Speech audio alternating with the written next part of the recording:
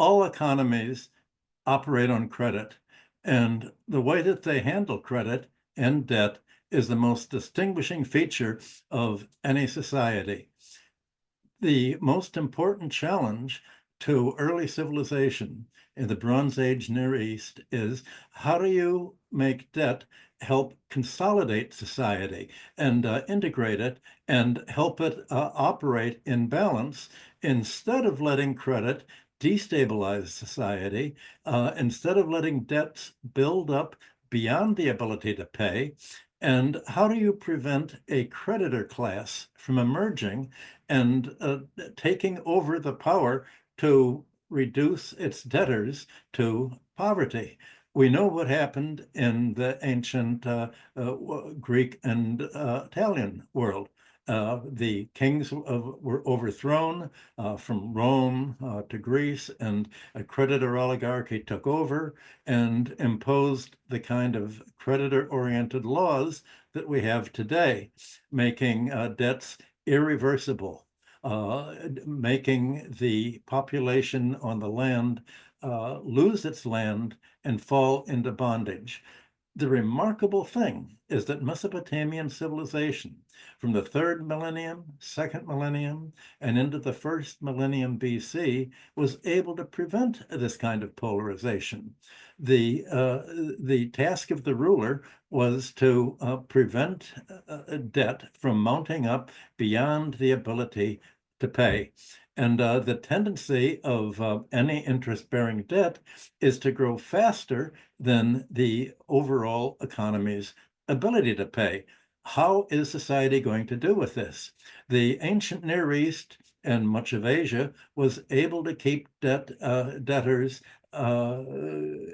solvent by simply wiping out the debt, the agrarian debt, the personal debt that could not be paid in times of a drought that caused a crop failure, military campaigning, a flood. It was natural for all early societies to prevent debts from mounting up to a point where individual families on the land would lose their economic viability.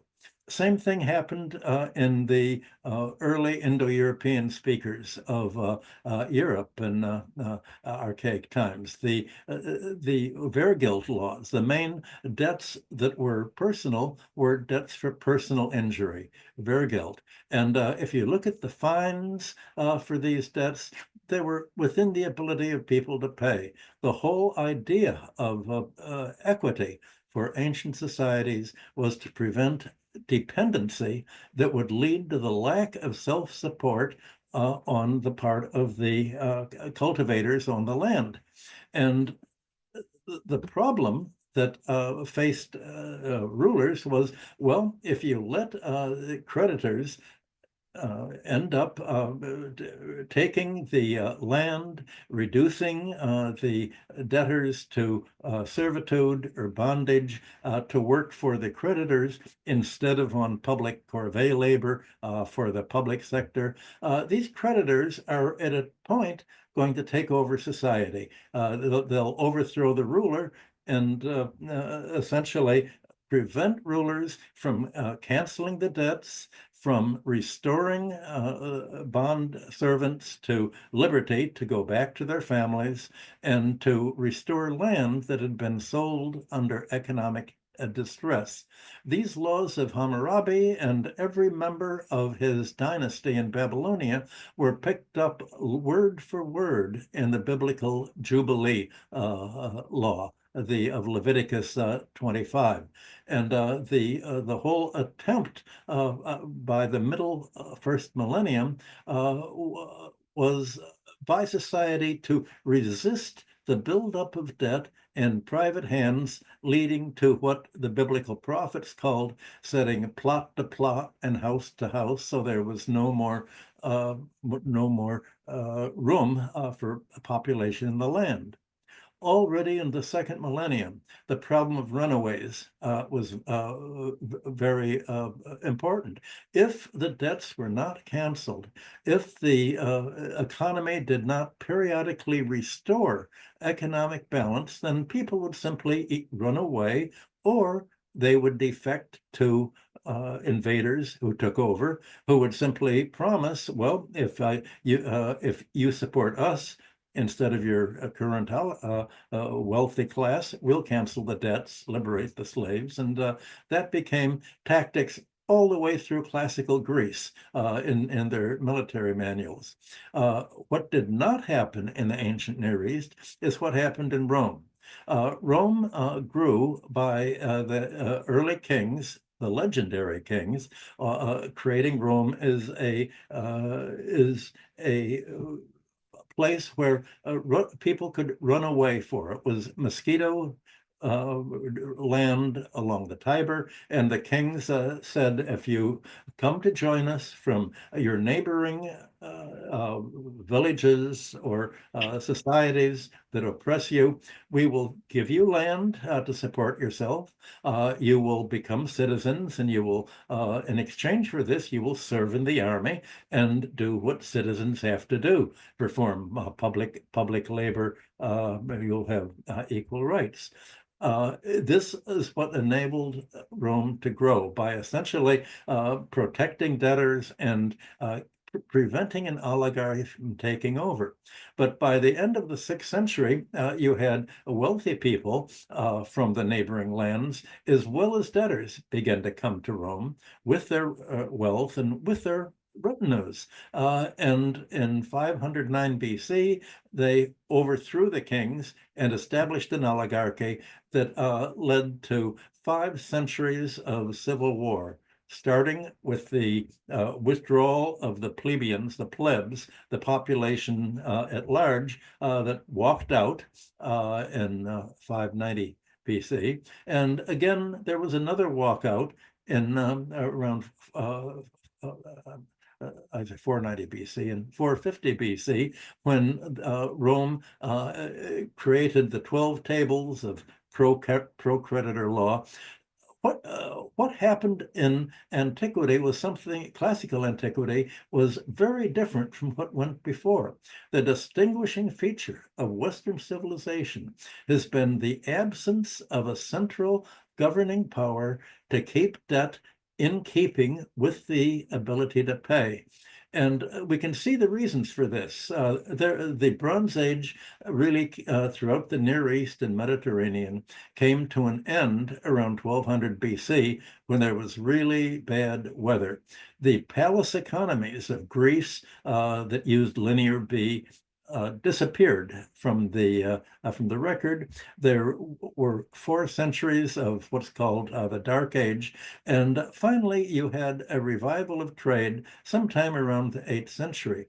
And Phoenicians and Syrian traders from the Near East brought out trade and the practice of charging interest to Greece and Rome and other Mediterranean lands. These lands had no tradition of interest-bearing debt.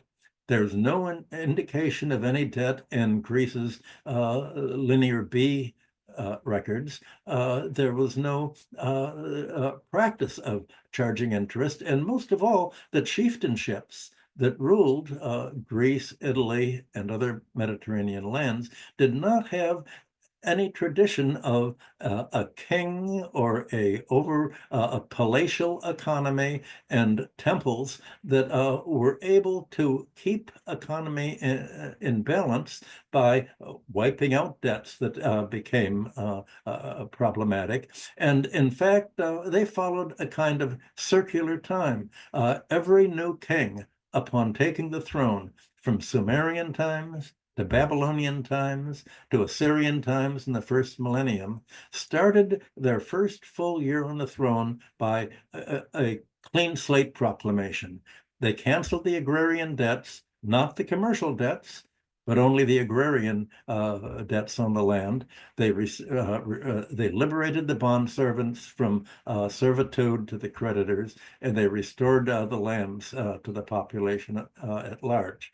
There was no tradition of this in Greece and Rome, and the result is that the creditor oligarchy that ended up taking over Rome and the entire Roman world by the end of the Roman Republic bequeathed its creditor-oriented laws to the rest of Western civilization, to feudal Europe, and via feudalism to the world that we have today. So you can say that the strains that we're having in the world economy today are two different concepts of how to organize an economy.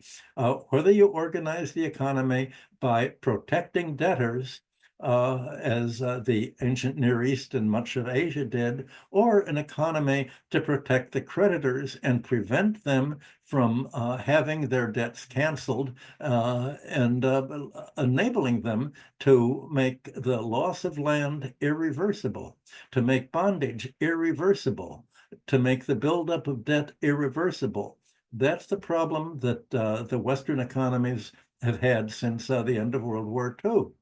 Every economic recovery since World War II has been at a higher and higher level of debt relative to income and debt relative to the assets that the economy holds, and from housing to commercial real estate to corporate business. So essentially, we're dealing with what I will talk about after Professor Bresson gives his presentation, is how this tension, this antagonism between creditor and debtor interests unfolded in time, and how different societies have dealt with it.